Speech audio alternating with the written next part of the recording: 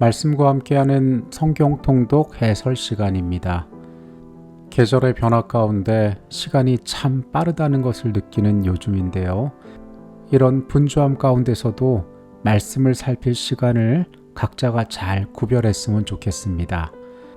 오늘부터 우리는 새로운 복음서 마가복음을 시작을 했고요.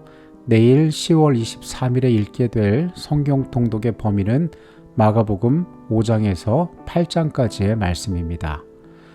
마가복음 5장으로 갑니다. 마가복음 5장에는 거라사 광인의 이야기가 나와 있습니다. 예수께서 만나신 귀신 들린 자는 예수를 향하여 하나님의 아들 예수여, 나와 당신이 무슨 상관이 있나이까? 라고 묻습니다. 귀신들도 예수님이 어떤 존재인지는 알아보았던 것입니다. 그는 나를 괴롭게 하지 마옵소서라고 이야기합니다. 그러나 예수께서는 고통당하는 영혼을 그냥 두고 보실 수가 없었습니다. 거라사 지방에 귀신 들렸던 자가 자유함을 얻었지만은 돼지로 인한 피해 때문에 그곳에 있는 사람들은 예수께서 떠나가시기를 구하게 됩니다. 예수께서는 회당장 야이로라는 사람으로부터 자신의 딸을 고쳐달라는 부탁을 받고 그곳으로 향하고 계셨습니다. 가는 길에 그분의 옷자락을 믿음으로 만진 혈루증을 앓던 여인이 치유함을 얻었습니다. 예수께서 야이로의 집에 도착하셨을 때 이미 그의 딸은 죽어 있었습니다. 예수께서는 이 아이가 죽은 것이 아니라 잔다고 말씀하시고 아이에게 달리다굼 소녀야 일어나라고 말씀하셨습니다. 예수께서 소녀를 죽음 가운데 불러내신 이 사건은 마태복음에도 기록되어 있는데 그곳에는 관료의 딸을 고치러 가셨다라고 표현되어 있습니다. 마가복음의 말씀은 이 사람이 회당장 야이로였다고 더 구체적인 내용을 우리에게 알려주고 있습니다. 마가복음 6장의 말씀으로 갑니다. 예수께서 그분의 고향에 가셨지만은 많은 권능을 행하시지 못하셨다라고 이야기합니다.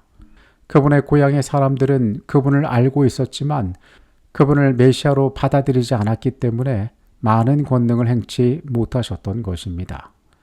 주께서 12제자를 세상으로 보내십니다. 그들은 많은 귀신을 쫓아내고 많은 병자를 고쳤다라고 성경이 말합니다. 예수님에 대한 사역의 기록은 사람들 사이에 널리 퍼지게 되었고 헤롯의 귀에도 들어가게 되었습니다. 그는 침례 요한이 살아났다라고 그분의 사역을 보며 생각했습니다.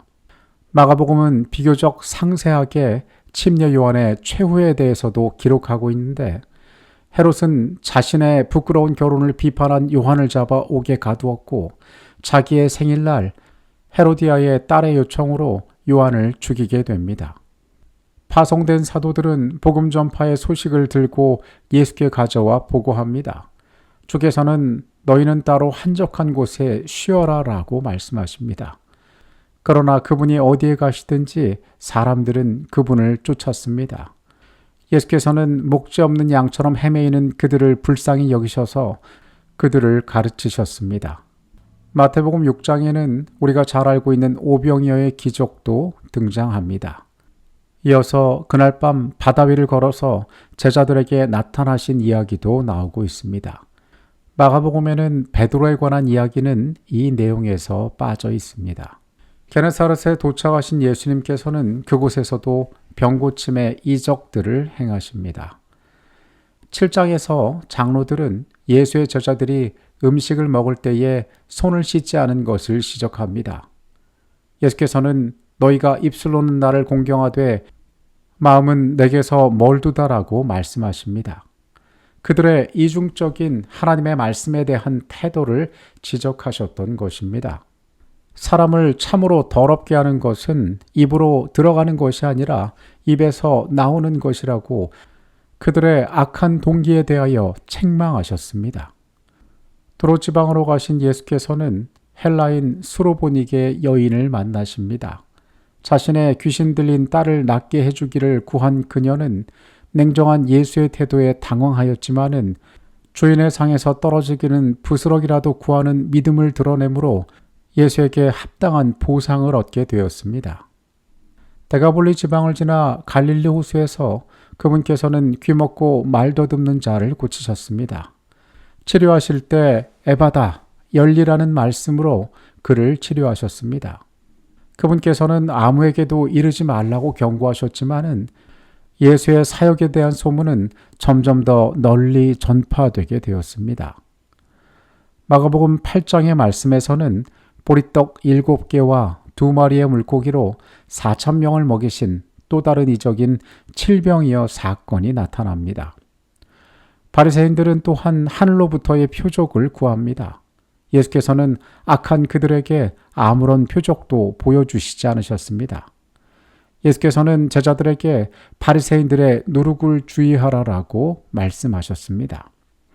베사다에서 만난 맹인을 치유하실 때에 어떻게 그를 낫게 하셨는지에 대한 구체적인 장면이 마가복음에 묘사되어 있습니다.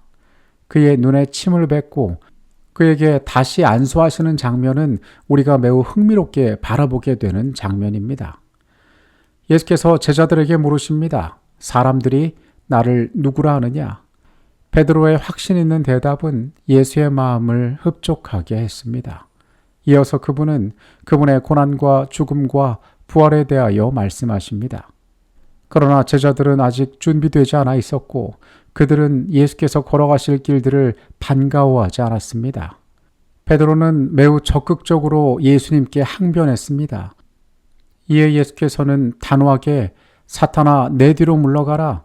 내가 하나님의 일을 생각하지 아니하고 도리어 사람의 일을 생각하는 도다라고 책망하셨습니다.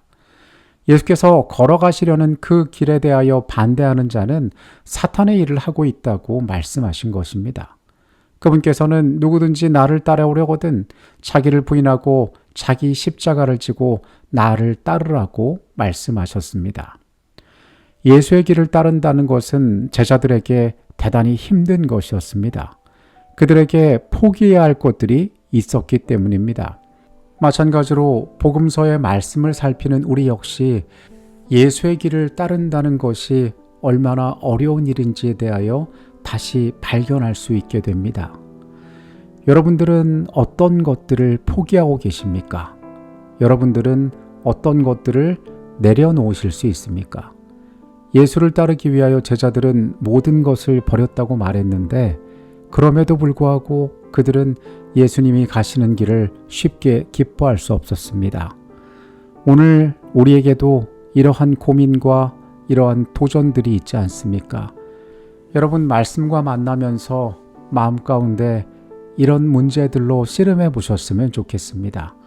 당장 어떤 해답이 있지 않고 이것으로 내가 하루 만에 다른 사람이 되진 않을지라도 우리가 끊임없이 말씀 가운데 자극받고 고민하게 된다면 하나님께서 우리의 삶에 더 나은 것들을 열어주시라고 믿습니다. 매일매일 적은 시간이지만 우리가 구별하여 말씀과 만날 때에 우리의 삶의 모든 것들이 하나님의 계획의 일부가 되리라 생각을 합니다. 내일 범위는 마가복음 5장에서 8장까지의 말씀입니다. 좋은 밤 되시고요. 저는 내일 다시 찾아오겠습니다. 기도하시겠습니다. 하나님, 매일 말씀과 만날 때에 우리가 더디지만 주의 선한 모습들을 발견하고 하나님께서 내 삶에 무엇을 원하시는지를 깨달아가도록 하여 주시옵소서. 주님, 여전히 우리가 버리지 못하는 많은 것들이 있습니다. 주님, 우리의 마음을 아시고 우리의 한계를 아십니다. 연약한 우리와 함께 하시겠다고 약속하셨사오니 순종할 수 있는 마음 또한 우리에게 허락하여 주시옵소서. 거룩한 말씀과 만날 때에 우리로 보게 하시고 깨닫게 하시고 순종하게 하여 주시옵소서. 예수 그리스도 이름으로 기도합니다. 아멘.